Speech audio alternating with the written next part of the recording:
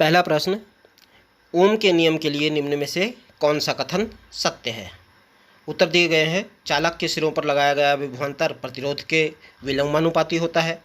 चालक के सिरों पर लगाया गया विभवांतर उसमें बहने वाली विद्युत धारा के समानुपाती होता है। चालक में बहने वाली विद्युत धारा प्रतिरोध के समानुपाती होती है और इनमें से कोई नहीं। उत्तर जानने के लिए जानते हैं ओम का नियम। ओम का नियम कहता है कि किसी चालक के सिरों पर लगाया गया विभवांतर उसमें बहने वाली विद्युत धारा I के समानुपाती होती है। इस प्रकार से दिए गए उत्तरों में दूसरा पॉइंट, चालक के सिरों पर लगाया गया विभवांतर उसमें बहने वाली विद्युत धारा के समानुपाती होता है, सही है, अर्थात उत्तर 2 सही है। दूसरा प्रश्न, किसी चालक की चालकता के लिए सही कथन है। चालकता चालक के प्रतिरोध का व्युत्क्रम होती है। चालकता विभवांतर का व्युत्क्रम होती है। चालकता प्रतिरोध के समान होती है तथा इनमें से कोई नहीं। प्रश्न का उत्तर जानने के लिए आइए जानते हैं चालकता यानी कि कंडक्टिविटी। किसी चालक की कंडक्टिविटी चालकता प्रतिरोध का व्युत्क्रम होती है। इसे अंग्रेजी वर्णमाला के बड़े अक्षर C से प्रदर्शित किया जाता है और इसकी इकाई ओम की पावर -1 होती है। इस प्रकार से दिए गए उत्तरों में पहला आंसर चालकता चालक के प्रतिरोध का व्युत्क्रम होती है, सही है, अर्थात उत्तर 1 सही है। नेक्स्ट प्रश्न है, चालक के विशिष्ट प्रतिरोध की इकाई होती है। उत्तर दिए गए हैं ओम सेंटीमीटर, ओम, मोह और इनमें से कोई नहीं। इस प्रश्न का उत्तर जानने के लिए आइए जानते हैं पहले विशिष्ट प्रतिरोध या प्रतिरोधकता को। किसी चालक का प्रतिरोध R उसकी लंबाई L के समानुपाती तथा उसके अनुप्रस्थ परिच्छेद के क्षेत्रफल A के व्युत्क्रमानुपाती या विलोमानुपाती होता है। इस प्रकार से R बराबर रो इंटू L/A। रो एक नियतांक है जिसे विशिष्ट प्रतिरोध या प्रतिरोधकता कहा जाता है। इसकी इकाई ओम सेंटीमीटर या ओम मीटर होती है।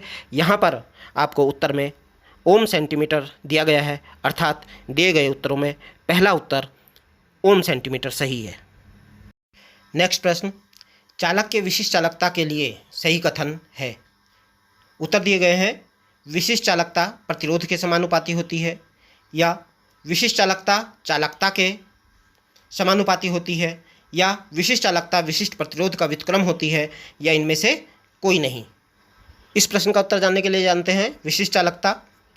किसी चालक की विशिष्ट चालकता उस चालक के विशिष्ट प्रतिरोध का व्युत्क्रम होती है, अर्थात दिए गए उत्तरों में उत्तर 3 विशिष्ट चालकता विशिष्ट प्रतिरोध का व्युत्क्रम होती है, सही है, अर्थात उत्तर 3 सही है। नेक्स्ट क्वेश्चन, विशिष्ट चालकता कप्पा तथा तुल्यांकी चालकता डेल्टा इक्विवेलेंट में क्या संबंध है।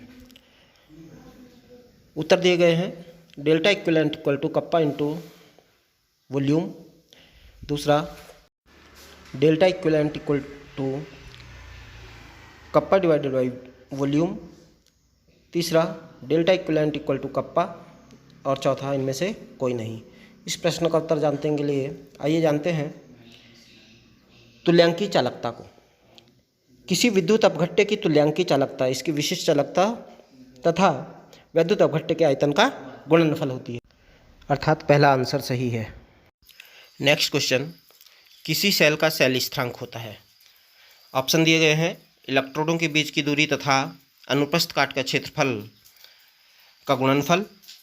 दूसरा, इलेक्ट्रोडों के बीच की दूरी तथा अनुप्रस्थ काट के क्षेत्रफल का अनुपात।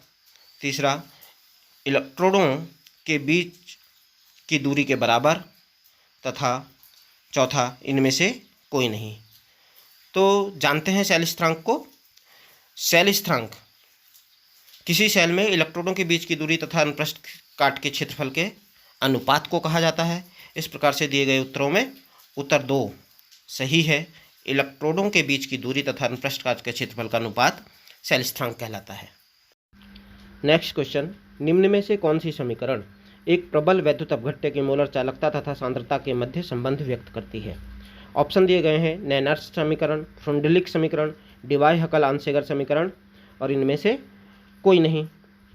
तो नेनर्स समीकरण जो है ये किसी सेल के इलेक्ट्रोमोटिव फोर्स को रिप्रेजेंट करती है। फ्रुंडलिक समीकरण अधिशोषण समतापी को प्रदर्शित करती है। डिबाय-हकल आंशिक समीकरण किसी प्रबल वैद्युत अपघट्ट की मोलर चालकता और सांद्रता के मध्य संबंध व्यक्त करती है। डिबाय-हकल आंशिक समीकरण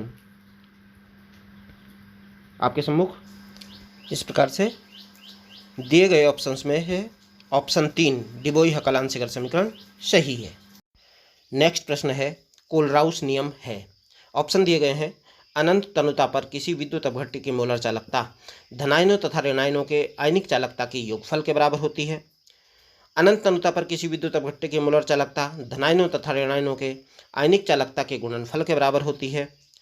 अनंत तनुता पर किसी विद्युत अपघट्ट की मोलर चालकता धनायनों तथा ऋणायनों के आयनिक चालकता के अंतर के बराबर होती है और इनमें से कोई नहीं। तो इस प्रश्न का उत्तर जानने के लिए जानते हैं कोलराउस नियम। कोलराउस नियम कहता है कि अनंत तनुता पर किसी विद्युत अपघट्ट की मोलर चालकता उसके धनायनों तथा ऋणायनों के आयनिक चालकता के योगफल के बराबर होती है। अर्थात दिए गए ऑप्शंस में से पहला ऑप्शन अनंत तनुता पर किसी विद्युत अपघट्ट की मोलर चालकता धनायनों तथा ऋणायनों के आयनिक चालकता के योगफल के बराबर होती है सही है। अर्थात उत्तर 1 सही है। नेक्स्ट क्वेश्चन, किसी वैद्युत अपघट्य विलयन की तनुता बढ़ाने पर मोलर चालकता पर क्या प्रभाव पड़ता है। ऑप्शन दिए गए हैं मोलर चालकता कम हो जाती है, बढ़ जाती है या फिर मोलर चालकता पर कोई प्रभाव नहीं पड़ता। इस प्रश्न का उत्तर जानने के लिए जानते हैं मोलर चालकता। किसी वैद्युत अपघट्य विलयन की मोलर चालकता उस विलयन की विशिष्ट चालकता तथा विलयन के आयतन का गुणनफल होता है। अर्थात यदि हम उस विलयन की तनुता को बढ़ा देंगे, कहने का आशय है कि उस विलयन का आयतन बढ़ जाएगा और आयतन बढ़ जाएगा तो विलयन की मोलर चालकता का मान बढ़ जाएगा। अतः दिए गए ऑप्शन में से ऑप्शन 2 मोलर चालकता बढ़ जाती है सही है। नेक्स्ट प्रश्न है किसी वैद्युत अपघट्य के 1 ग्राम तुल्यांक युक्त विलयन की चालकता कहलाती है। ऑप्शन दिए गए हैं विलयन की मोलर चालकता, विलयन की विशिष्ट चालकता, विलयन की तुल्यांकी चालकता और इनमें से कोई नहीं। तो जानते हैं कि किसी वैद्युत अपघट्य के 1 ग्राम तुल्यांक युक्त विलयन की चालकता क्या होती है। तो यदि किसी विद्युत अपघट्य के 1 ग्राम तुल्यांक किसी विलयन में घुले हुए हैं तो वह उस विलयन की तुल्यांकी चालकता कहलाती है। यहाँ पर ऑप्शन में तीसरा जो ऑप्शन है विलयन की तुल्यांकी चालकता, यह सही है। अर्थात उत्तर 3 सही है।